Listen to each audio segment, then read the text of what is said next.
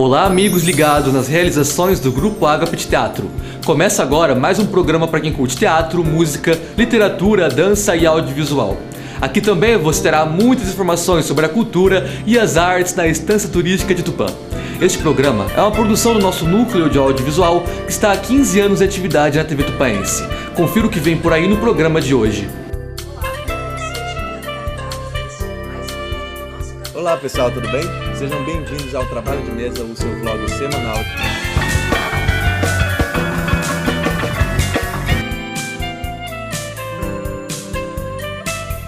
Assista uma dica sobre o fazer teatral com Juliana Caligares, nossa grande amiga e artista de Campinas.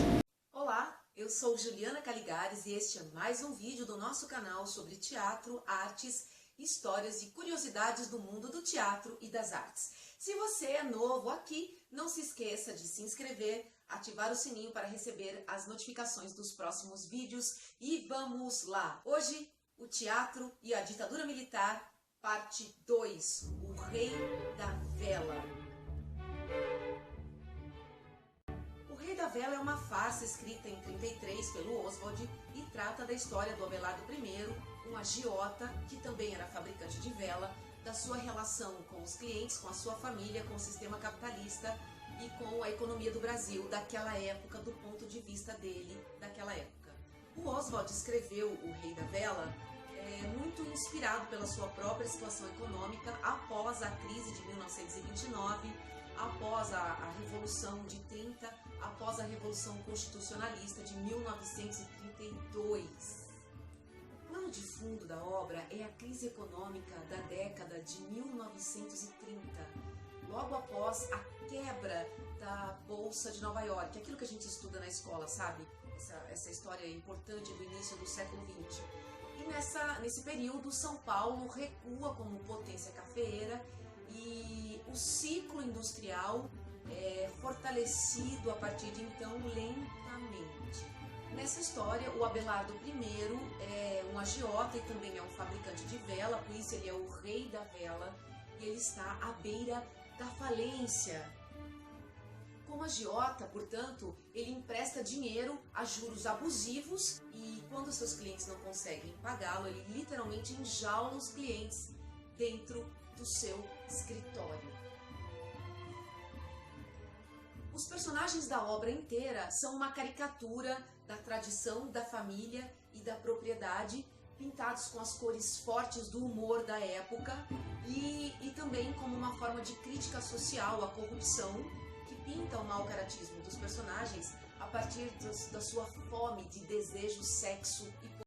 O Rei da Vela só foi publicado em 1937. Foi escrito em 33, mas foi publicado em 37, a única edição em vida do autor. Mas essa obra só foi montada mais de 30 anos depois, porque ela foi considerada inviável, inencenável na época da sua escritura, da sua elaboração. Quem montou o Rei da Vela? Isso mesmo, José Celso Martinez Correia, em 1967. No ano anterior, o galpão onde ficava a sede do Teatro Oficina havia passado por um incêndio, havia sofrido um incêndio em 66, e na procura do novo espaço onde seria o próximo lugar do Oficina, houve também a procura pela peça que inauguraria o novo modus operandi do Oficina. Esse incêndio do Oficina, como disse o próprio Zé Celso, não foi só um incêndio do lugar, mas foi um incêndio do modo antigo de operar do Oficina. Quando eles encontraram, quando o Zé Celso sintonizou com o Oswald e achou o Rei da Vela, ele descobriu também um novo jeito de fazer o teatro carnavalesco, báquico, dionisíaco, que marcaria as produções do Teatro Oficina.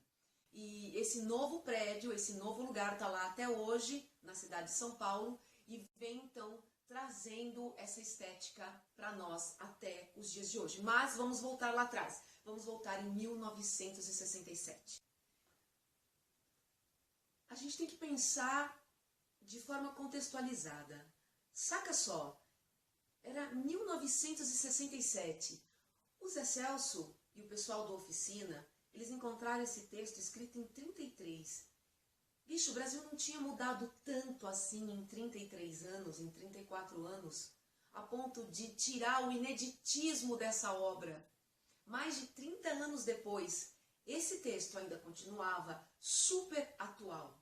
E isso é que é assustador. E ao mesmo tempo, esteticamente provocador e interessante para um artista como o Zé Celso. Vamos lembrar o que foi falado no vídeo anterior. O golpe civil-militar do Brasil foi imposto na madrugada de 31 de março de 1964, quando um general chamado Olímpio Mourão decidiu sair com suas tropas de Minas Gerais rumo ao Rio de Janeiro. E ele avisou a sua galera toda de que ele estava fazendo isso, e essa notícia é que gerou o start desse golpe civil-militar. A partir daí, uma série de coisas foram acontecendo no Brasil em termos de censura e repressão. E aí, várias políticas foram impostas pelo governo nesse sentido, dentre elas os famosos atos institucionais. A gente tem o ato institucional número 1 e o mais perverso de todos, que foi o ato institucional número 5, e desse eu vou falar no próximo vídeo, porque tem a ver com outra grande obra do Oficina, que é o espetáculo Roda Viva. Bem, a censura não era tão intensa assim a ponto dessa montagem ter sido uma das obras canalizadoras da Tropicália no Brasil. Gente, isso é muito louco, isso é muito legal. Essa montagem, o teatro, junto com outros artistas, Hélio Oiticica, Caetano, enfim, houve teatro também no nascimento da Tropicália no Brasil, esse movimento tão importante, tão lindo, tão maravilhoso. Vale lembrar que a ditadura civil-militar e todas as suas violências, todas as atrocidades, torturas e mortes, elas não aconteceram todas de uma vez só. A ditadura civil-militar no Brasil durou 20 anos, então a coisa, o sistema, o regime ditatorial, ele foi acontecendo gradativamente, devagar e sempre, paulatinamente. E nesse momento é que a gente vê ali o farol da raça, Os artistas, então, iluminando as questões, iluminando os problemas, enfrentando de modo altivo, colocando as questões, incendiando a opinião pública, trazendo uma obra como O Rei da Vela.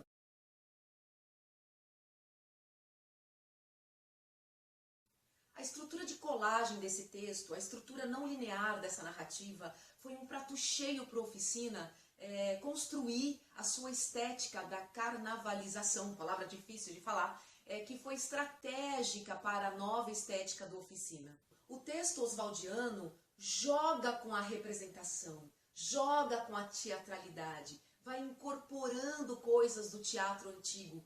Até tem uma incorporação do ponto, que era aquele sujeito que ficava na frente do palco, dentro de um fosso, com uma tapadeira de costas para o público, de frente para os atores, dando as falas, falando baixinho, porque os primeiros atores das companhias, eles não se davam ao trabalho de decorar o texto, e o ponto fica ali, soprando o texto para eles. Nessa peça, ela é tão... Ela serve tanto como ruptura de paradigma que o Oswald ele incorpora o ponto e o Zé incorpora o ponto na encenação também. Essa encenação foi tão importante que eu gostaria de citar uma fala do Aimar Labaki.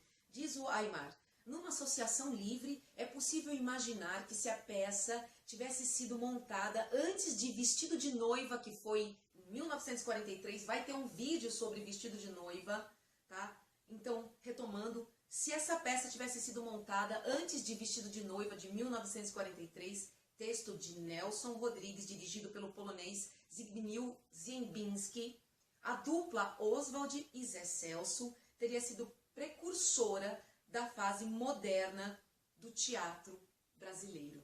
Olha a importância dessa montagem, na opinião do Aimar Labaki. A gente tem que pensar o seguinte: 1967 não era 1970, quando a coisa realmente endureceu.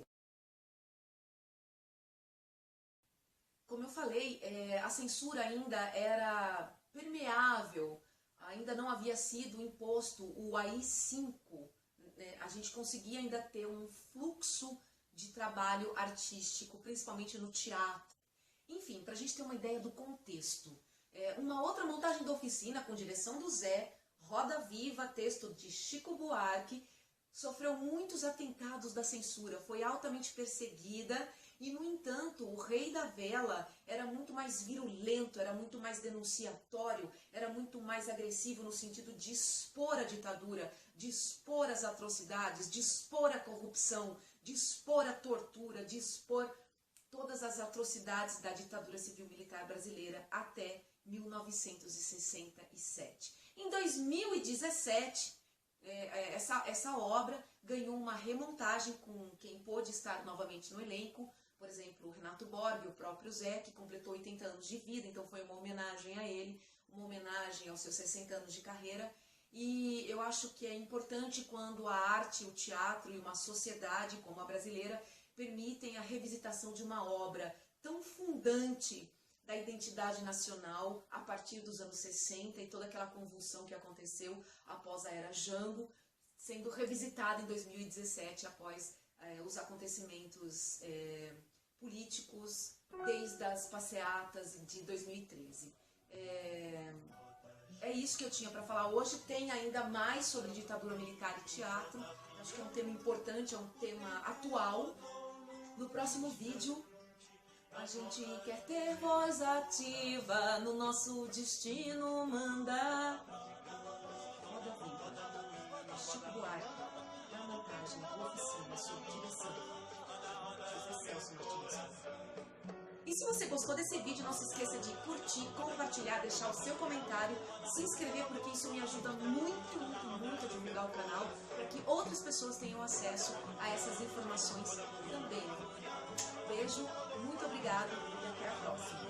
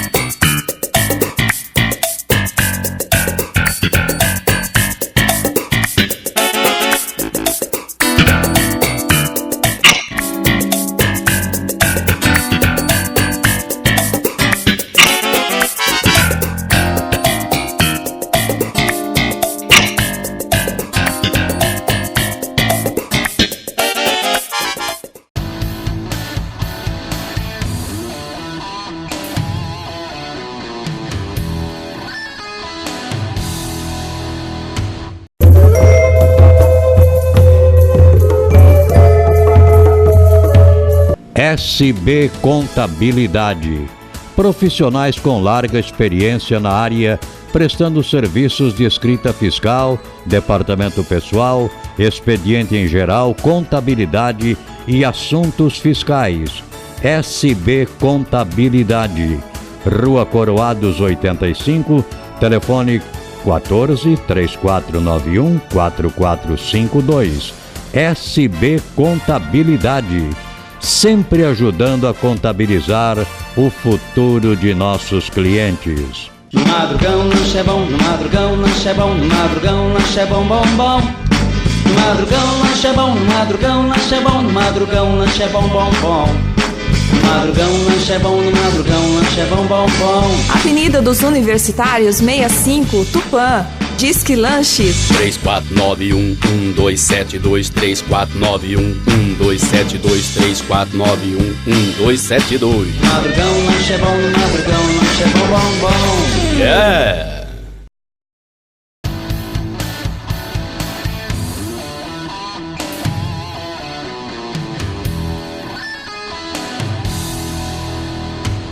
De volta com o nosso segundo bloco e assista agora ao quadro Trabalho de Mesa, uma parceria do Grupo Agapit Teatro e a equipe teatral com fins artísticos de Brasília. Olá pessoal, tudo bem? Sejam bem-vindos ao Trabalho de Mesa, o seu vlog semanal de teatro.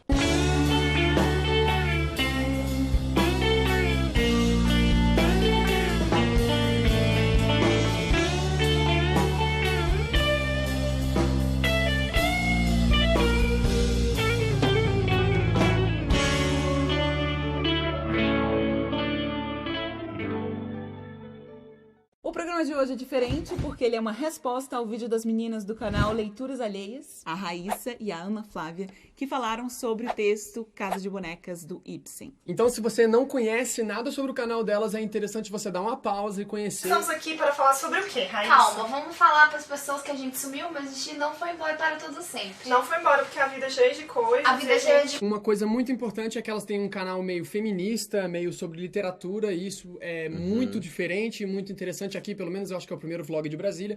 E se você não conhece, e antes de assistir este vídeo, é importante você pausar e assiste o vídeo delas primeiro. Casa de Bonecas é um texto feito pelo norueguês Henrik Ibsen, que ele começou os trabalhos em 1878 e terminou o texto em 1879. Ele é baseado no caso de uma mulher chamada Laura Killer, que teve um processo parecido com o da personagem principal do livro. Nora. Basicamente o texto é o seguinte, é uma mulher que se chama Nora, que é casada com um homem chamado Elmer.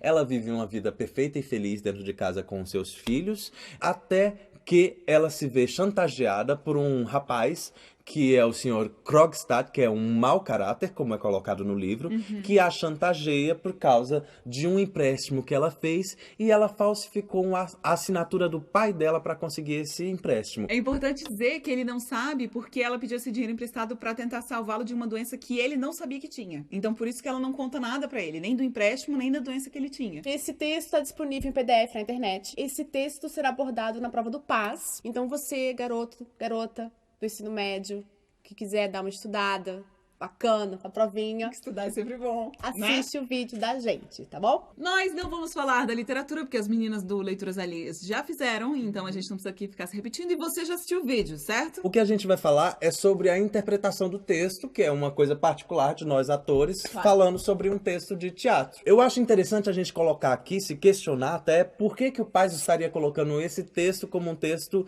que pode cair nas provas de vestibular seriado. O texto, quando ele foi lançado, ele recebeu várias críticas, principalmente pelo final dele, em relação à postura da Nora, que sai de casa, abandona os filhos e o marido em busca da liberdade. Naquela época, uma época super conservadora, isso era inadmissível. Tem uma parte, inclusive, no texto que ele fala, mas como que você pode fazer isso? Abandonar o marido e os filhos? Não tem nada que te guie? E a sua religião? E ela fala, não, a religião, assim como foi todo o meu processo até agora, foi só uma coisa que me foi imposta. Eu agora tenho que sair e descobrir se isso é verdade, se isso pode me guiar. O texto foi bem criticado na época, estava surgindo vários movimentos de emancipação dos direitos das mulheres. Então, eu me questiono se hoje o pai está propondo uma reflexão a esses alunos do segundo grau, segundo grau, não, ensino médio.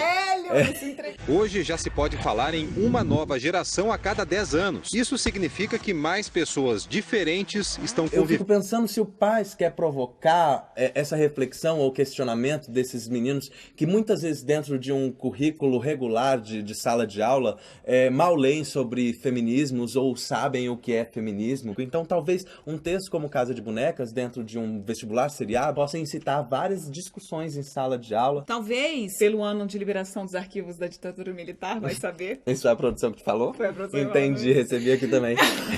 Ou talvez porque Júpiter se alinhou com Saturno no quadrante de Touro. Não, Mercúrio tá retrógrado, tem uma série de coisas.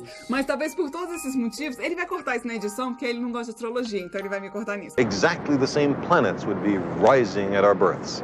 If astrology were valid. São textos que colocam essa questão da liberdade, essa questão da postura dos personagens em relação à sociedade que os oprime de formas diferentes, né? É muito interessante que as crianças e os adolescentes comecem a poder discutir a entender abordagens diferentes do corpo, da sexualidade, da liberdade política. Dos posicionamentos políticos também e sociais, né? Por que Estela? Quem disse que era uma mulher? Porque, na verdade, como a gente tinha Heineken na escola, quando o Bob, beijo pro Bob, O Bob deu a Estela pra gente, ele chamou de Estela. Então é uma leitura super fácil, super rápida. Em 1h30 você lê esse texto. É um texto empolgante, realmente fato. Eu tenho um pouco de dificuldade, às vezes, quando eu leio um texto teatral sozinho, eu acho chato. E é um texto que você fica querendo saber o que vai acontecer, porque existem vários momentos de tensões. Inclusive, existe uma coisa muito legal no texto, que é esse acompanhamento do tempo do texto. Tem uma hora que ela tá sendo chantageada, que ela calcula o quanto tempo ela tem de vida até que o marido descubra toda essa situação. Então é um acompanhamento da tensão dessa personagem junto com uma contagem regressiva de tempo que faz com que o leitor e o espectador fique cada vez mais ansioso. Uma coisa muito interessante do personagem masculino, Elmer, é que ele só trata ela com nomes no diminutivo. E eu acho isso muito interessante da gente refletir sobre a forma como como a opressão pode estar disfarçada de carinho. E como eu acho que isso é muito, essa sacada do texto, essa sacada do Ibsen é muito legal, de colocar o opressor como alguém carinhoso. Tem uma frase que até as meninas citaram também, que é quando ele fala, mas como isso poderia sair de uma mulher? Tipo, existe uma opressão muito forte, revestida de chamá-la de cotovia, de chamá-la de... como é que ela... tem uma... Ave canora. Ave canora. E a violência, a opressão, ela é bem suave, talvez dissimulada. Mas eu acredito que ela tá estampada nas linhas, né? Claro, ela tá certeza. muito à mostra quando o cara fala o tempo inteiro com ela. Ela parece uma idiota. Ela é uma idiota, gente. A minha concepção de linha dramática dela é que ela sai de um idiota pra uma mulher nervosa, chantageada. Histérica. E depois ela passa por um abismo. E aí ela se transforma numa heroína salvadora. Eu acho essa curva uma loucura. Que vem lá embaixo de PDF, você pode assistir o Não vim preparada pra isso! Eu tenho uma certa preocupação de que talvez esses meninos peguem esse texto e tenham uma leitura descontextualizada, porque por mais que o tema seja atual, os acontecimentos, como eles se dão na história, eles são datados. Claro, os lugares sociais não são exatamente os mesmos, mas as relações de opressão entre homem e mulher, ela é forte, assim. Então, acho que o texto serve de metáfora nesse sentido. Claro, ela deixa os filhos e o marido em busca da liberdade, em busca do conhecimento. Não de saber o que é, mas de sim experimentar as coisas, porque ela fala várias vezes no texto, eu tenho que buscar experiências. Então, saber o que as coisas são talvez não seja tão importante. Ela fala que não consegue aceitar nada de estranhos, e por isso ela não vai aceitar dinheiro do marido, mas porque ele é um estranho. Mas ela pegou emprestado de um outro estranho. Isso é estranho. Ela viveu durante 8 anos com esse estranho, e no final ela fala que ela tinha consciência de que ela viveu 8 anos esperando um milagre, então ela não era tão idiota assim, hello, né? A gente entra no mérito de um julgamento da personagem. Não é difícil encontrar mulheres nessa situação, claro que não numa situação tão alegórica quanto a do livro. A Judith tem um vídeo que se chama Não Tire o Batom Vermelho, que fala sobre as relações opressoras, e nesse vídeo ela fala de situações semelhantes, como por exemplo quando o seu companheiro ou a sua companheira querem que você use uma determinada roupa diferente, ou quer que você se comporte de uma determinada forma. Venha cá, venha cá. Este sujeito está te impedindo de sair com os seus amigos? Ou está te colocando contra os seus amigos? Como, por exemplo, no livro, ele quer que ela dance de uma determinada forma, ele pede para que ela vista determinadas roupas, né? Não é tão distante. Claro que ainda hoje já não é tanto, né? A mulher, com raríssimas exceções, eu espero que isso seja uma exceção, mas a mulher não se coloca no lugar tão de bibelô, de decoração, como era naquela época. São muito loucas essas relações e essas confissões e esse tempo de mudança dos personagens do livro. E eu acho que talvez essa questão desse vômito abrupto dela no final seja exatamente um foco que o Ibsen queira dar nessa relação de que nem o próprio marido, nem o personagem do próprio livro que convive com a Nora... Ou talvez nem ela... saiba que existe essa opressão velada. Ninguém, talvez até aquela época, tenha se ouvido falar tão abertamente num palco de teatro sobre direitos da mulher. Talvez seja aí um dos maiores acontecimentos em que os direitos de emancipação da mulher foi colocado num palco para pessoas em todo o mundo. Porque esse texto foi montado várias vezes em todo o mundo, gente. Muitos maridos na plateia talvez tenham se perguntado: poxa, será que a minha mulher, do jeito que eu a trato, ela está feliz? E algumas aves canoras também tenham pensado nisso, né? Tipo, será que de fato isso é a minha felicidade? Isso. Né? Eu acho que do ponto de vista da mulher, fica muito claro falar dessa situação. Falar da sutileza com que a sociedade coloca esse lugar em que a gente tem que ser a boneca, em que nós temos que ser a linda, em que nós somos um objeto. Eu acho que eu não sei se as meninas que estão assistindo sentem isso, mas pra mim é muito claro, pra mim é muito óbvio que a sociedade impõe, naquele momento ela impunha e hoje em dia ela impõe de uma forma extremamente opressora esse lugar da mulher enquanto uma mulher objeto. Tá nas propagandas de cerveja, tá nas propagandas de lingerie, tá nas propagandas de sabonete. Nós não vivemos contextos sociais em que a mulher de fato possa ter opções em pé de igualdade para chegar ao ponto de decidir ser uma mulher bibelô por opção, porque simplesmente as opções elas não são em pé de igualdade. A sociedade ela não constrói cenários para que os homens e as mulheres escolham de forma realmente livre o que elas querem ser. Fica muito difícil para alguém que nunca conheceu outra realidade decidir determinadas coisas, sendo que aquilo que é apresentado para ela é sempre a mesma coisa. A gente sabe que muitas mulheres se identificam... eu tava... Né, me oprimindo. Ela me oprimindo. Ela fica me oprimindo no vídeo. Ela fica igual... Muitas mulheres que estão nesse lugar, elas compreendem que existe alguma coisa errada, mas elas demoram muito a identificar o que é. Eu tô falando mulheres como exemplo, tá, gente? Enfim, pessoas que estão nessa situação. Talvez, na época, ser o mais clichê era o mais impactante. Claro, óbvio. Porque as pessoas não tinham muita informação sobre essa opressão tão estampada. Como montar esse texto sem cair nos clichês que, para uma plateia mais sapiente, ressoe como uma reafirmação dessa opressão. Esse texto, ele é muito provocativo, né? Da gente não pensar também só nessa questão da opressão como uma doença, mas sim de uma construção também social. A gente podia ficar aqui horas falando disso. É muito polêmico isso. Mas é um tema muito bom, porque é muito complexo, e os clássicos, eles são assim, as boas peças, as boas obras de arte, elas fazem a gente ficar aqui falando 1000 horas sobre isso. A gente fica por aqui, eu espero que vocês tenham gostado. Curtam a nossa página no Facebook, se inscreva no nosso canal no YouTube, deem likes no YouTube, isso conta muito pra gente. Sigam a gente no Instagram. E assiste o vídeo das meninas, aqui ó. Então é isso, pessoal, semana que vem tem mais um vídeo, continuem acompanhando a gente e até mais.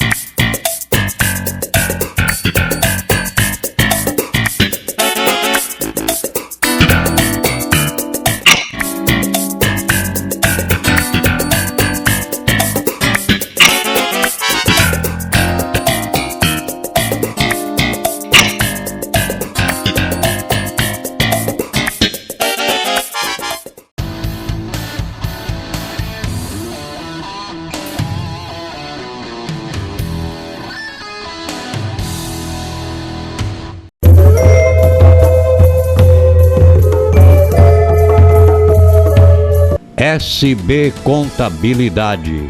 Profissionais com larga experiência na área, prestando serviços de escrita fiscal, departamento pessoal, expediente em geral, contabilidade e assuntos fiscais.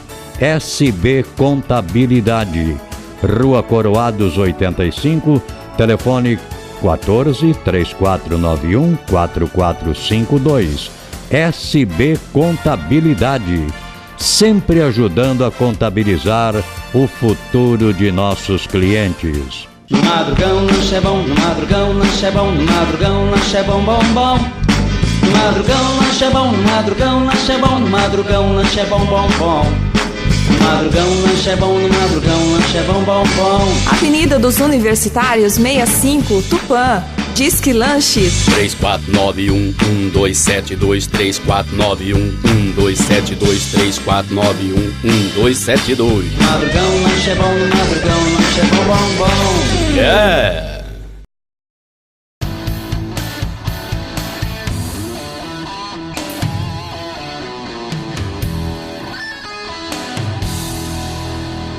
De volta com o nosso terceiro bloco, e assista agora ao quadro Evolucine, mais uma parceria do Grupo Agape Teatro e a TV Mundo Maior de Guarulhos.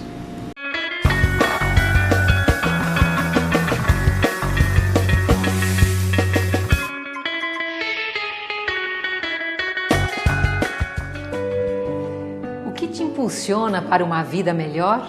Look at you. You're a top model everybody adores. So, tell me how you got discovered.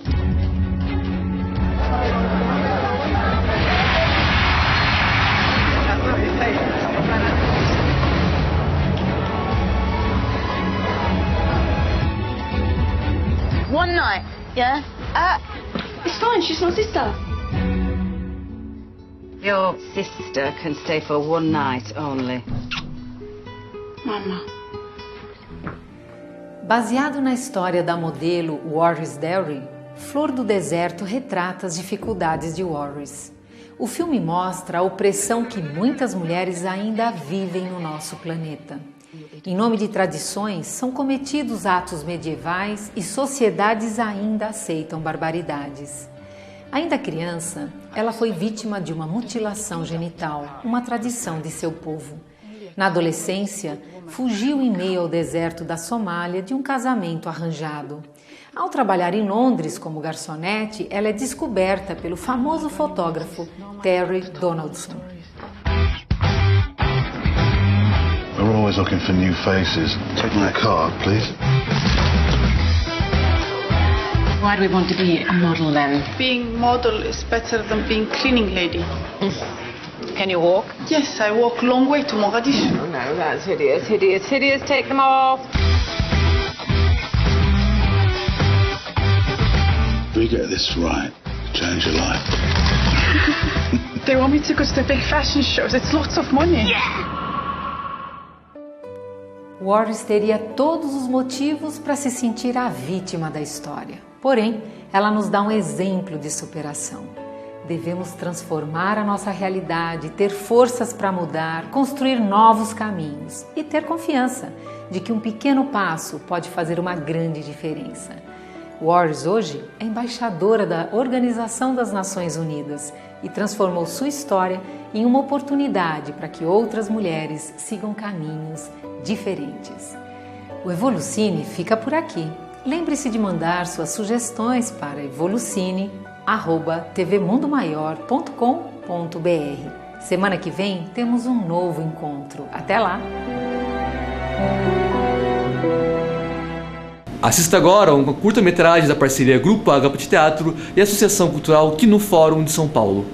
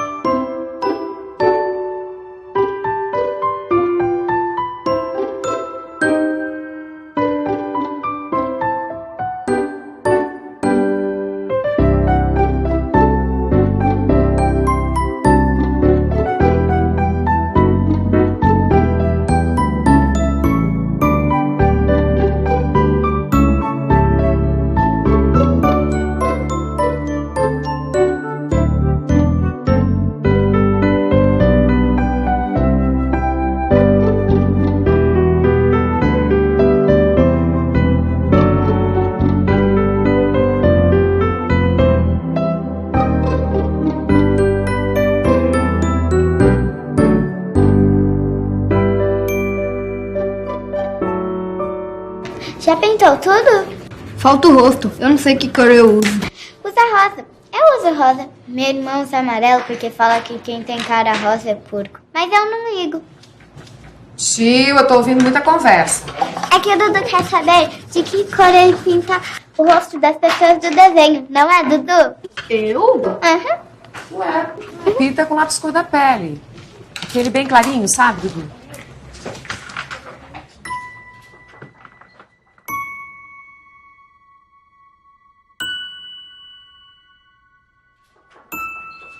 Gente, agora eu quero ver todo mundo terminando de pintar os desenhos, vai.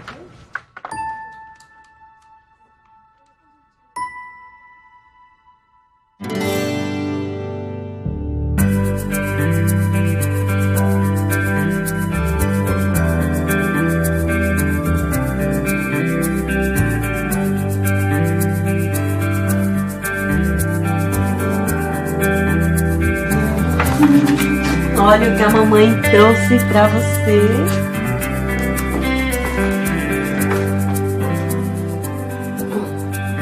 Vamos comer? O que tá fazendo? Mãe, tem alguém da nossa família que é assim? Assim como? Assim, mãe. Cor da pele. Cor da pele? Que história é essa, meu filho? Foi na escola? Algum colega... É a tia Sônia. Daqui pra mim.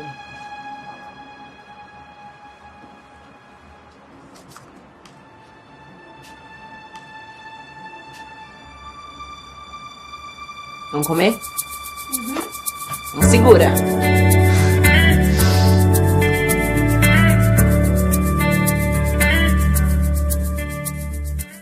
Dona Marta, ela já está vindo. A senhora fique calma, eu acho que isso tudo é um mal-entendido. Um mal-entendido de mais de 500 anos, o senhor quer dizer, né? O senhor me chamou? Oh, professora Sônia, por favor, sente-se.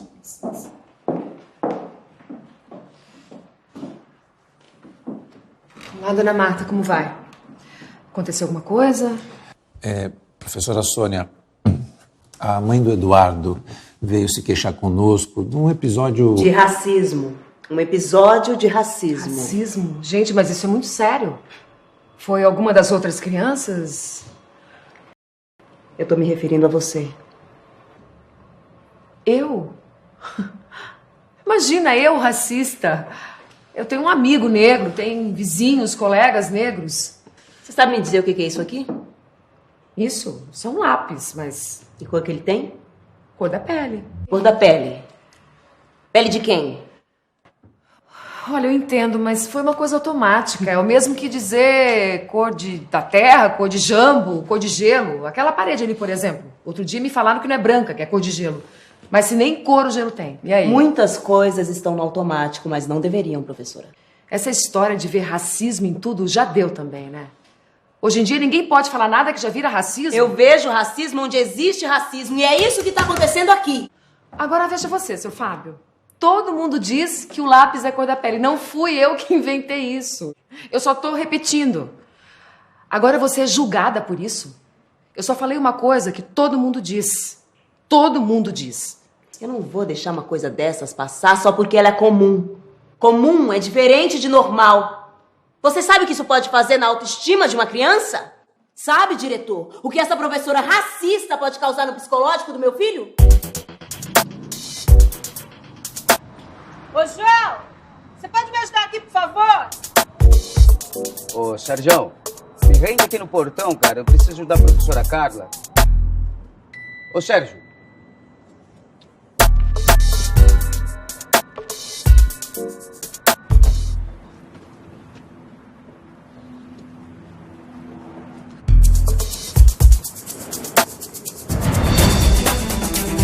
Ô, menino!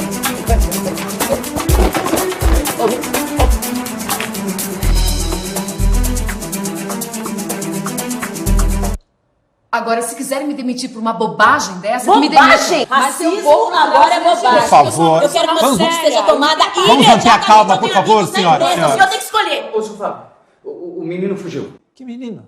O menino, o Dudu. Passou correndo. O Dudu? Ele passou correndo por mim e fugiu da escola. Meu Deus.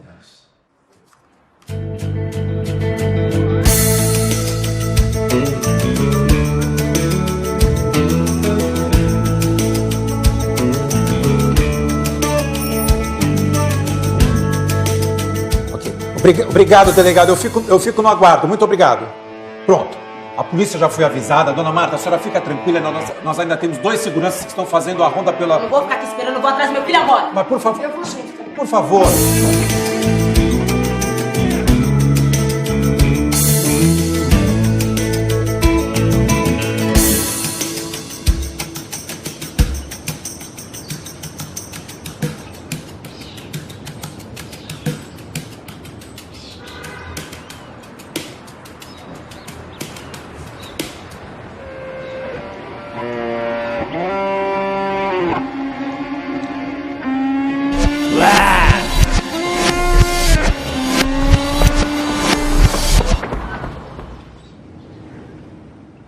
Você tem certeza que não viu?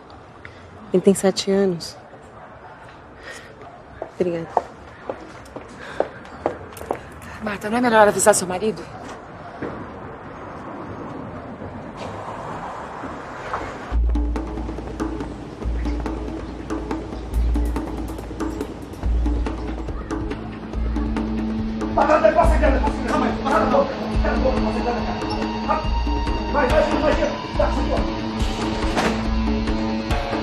Pega ladrão, Rodrigues! Parado!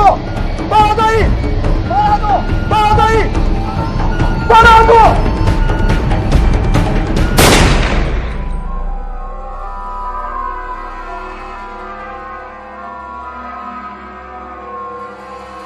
Eu sinto muito pelo seu marido. Mas você não pode me comparar com quem fez isso. Existem muitas formas de puxar o gatilho, professora. Dudu é um menino muito esperto. Daqui a pouco ele vai voltar, você vai ver. Você é mãe? Você fala isso porque você não é mãe. Sabe o que é pior? Não é ter um filho de 7 anos sozinho pelas ruas da cidade. É ter um filho negro de 7 anos sozinho nas ruas da cidade. Você não sabe o que é isso.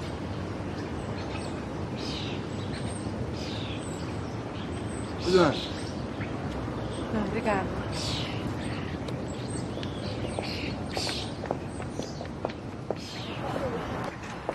Moço, por acaso você não viu o menino passando?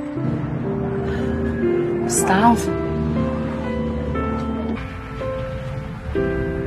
Soninha, É sua filha? minha filha.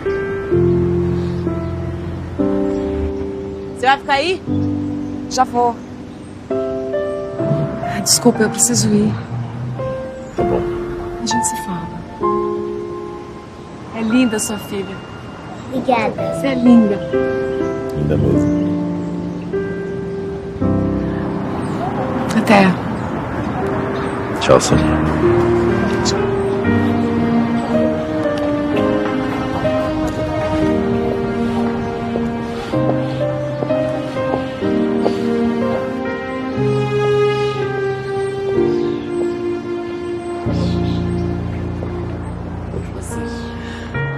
A gente tá pensando em casar, ter filhos, pai.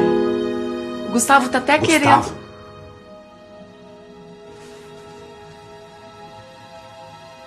Você quer ter um filho? Mas, pai, o senhor sempre quis ser avô. Olha, eu não sou um homem preconceituoso, você sabe disso. E nunca me importei com as tuas aventuras com esse rapaz de cor.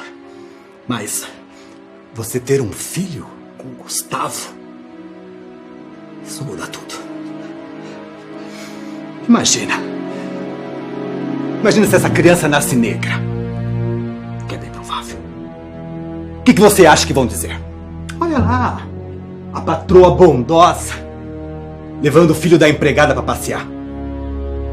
Não é isso que você quer pro seu filho, é? Não te criei pra isso. Incrível. Não me olhe assim. Eu só estou dizendo uma coisa que todo mundo diz. Quer ter um filho com Gustavo?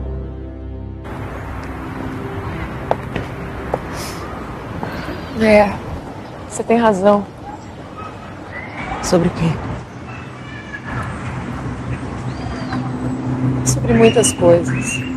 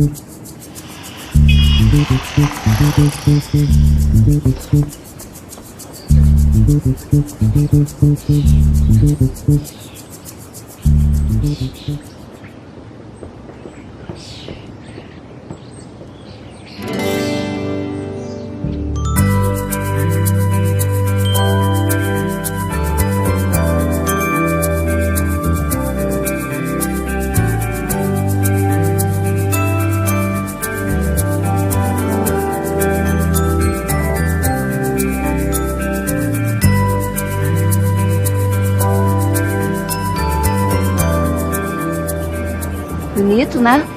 Oi? O desenho. O grafite é bonito. Mas ele tá errado. Errado? Errado por quê? As cores. Aqui não é igual. Quase. Quase o quê? Quase. Quase a cor da cor. Você chegou perto, mas ainda não é igual. Cor da pele. Mas qual que é seu nome? Meu é Madalena. Eduardo, mas todo mundo me chama de Dudu. Dudu? Que nome interessante. E onde que tá sua mãe, hein, Dudu? Procurando, eu acho. Ah, então acho que eu tenho que te levar de volta pra ela, hein? Não, não. Se eu voltar, elas vão continuar brigando. E não vão me explicar nada. Explicar o quê? Explicar quem tem a cor do lápis. Acho que eu entendi. Dudu, e se a gente tomar um belo de um sorvete enquanto eu te explico essa história de cor da pele? Você promete que deixa eu te levar de volta pra sua mãe? Tá vendo isso aqui? É uma obra de arte de uma artista chamada Adriana Varejão. Ah, esqueci de falar, eu sou curadora de arte. Eu não sabia nem que a arte ficava doente. Ah, Dudu, não é curadora nesse sentido. É curadora. Com licença, por favor. Obrigada. Como que eu vou te explicar? É assim, eu ajudo os artistas a mostrarem suas obras. E essa aqui, ó, é uma obra da artista para mostrar os vários tons de pele dos brasileiros. Aí ela criou uma caixa de lápis de cor cheia de lápis cor da pele. Só que ao invés de ter uma cor só, igual o seu, ela criou várias cores. E qual é a certa? Nenhuma. Essa foi só uma forma dela mostrar a diversidade das raças. E esse seu lápis, ele só deve ter ganhado o nome de cor da pele porque não tinha mais nenhum outro nome para dar para ele. É igual esse seu sorvete de creme. Sorvete de creme pode ser de muitas coisas. De baunilha, creme de milho. Você não acha? Esse aqui é de creme derretido. É.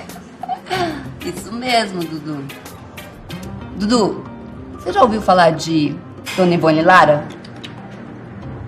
E Zumbi dos Palmares? Gilberto Gil. Cartola. Pelé. Esse eu sei. É aquele que joga bola, não é? É isso mesmo. E todos eles fizeram parte da história e da cultura do nosso país. Sabe o que eles têm em comum? O quê? São todos negros. Iguais a você. Sério? Entendeu?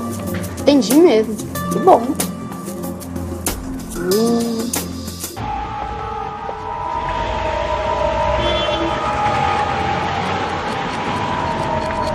Moça, procurando por esse menino que tá perdido. Você não viu ele por aqui? Você não lembra? Desculpa, não tá bom, deixa.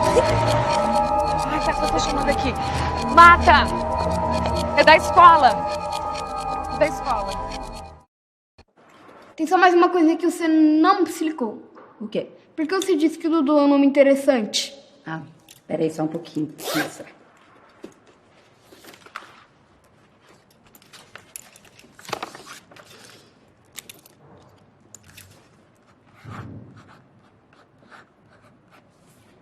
Só é um pouco diferente do seu nome por conta dos acentos.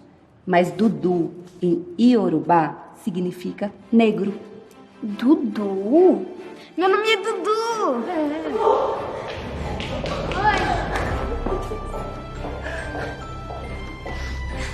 Mãe, meu nome é Dudu. Eu sei, meu amor. Mas agora de verdade, mãe. Eu não quero que ninguém mais me chame de Eduardo. É só de Dudu.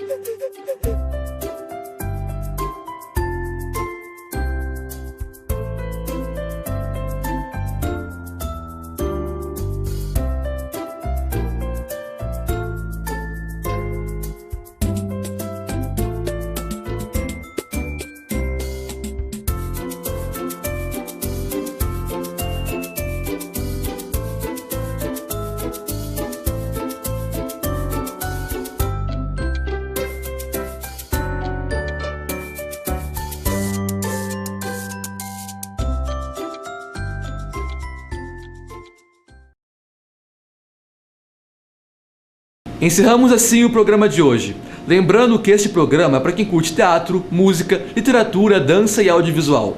Aqui também você terá muitas informações sobre a cultura e as artes da Estância Turística de Tupã. Este programa é uma produção do nosso núcleo de audiovisual que está há 15 anos em atividade na TV Tupaense. Esperamos você no próximo programa. Até lá!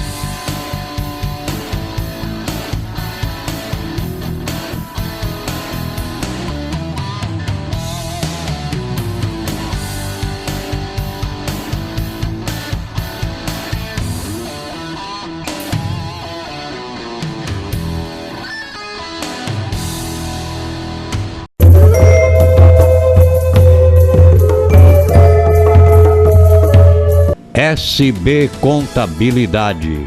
Profissionais com larga experiência na área, prestando serviços de escrita fiscal, departamento pessoal, expediente em geral, contabilidade e assuntos fiscais. SB Contabilidade. Rua Coroados 85, telefone 14 3491 4452. SB Contabilidade. Sempre ajudando a contabilizar o futuro de nossos clientes. No madrugão, lanche é bom, no madrugão, lanche é bom, no madrugão, lanche é bom, bom, bom. No No madrugão, lanche é bom, no madrugão, lanche é bom, no madrugão, lanche é bom, bom, bom. No madrugão, lanche é bom, no madrugão, lanche é bom, bom, bom. Avenida dos Universitários 65, Tupã. Disque Lanche 3491-1272 3491-1272 3491-1272. Madrugão, lanche é bom, no madrugão, lanche é bom, bom, bom. Yeah!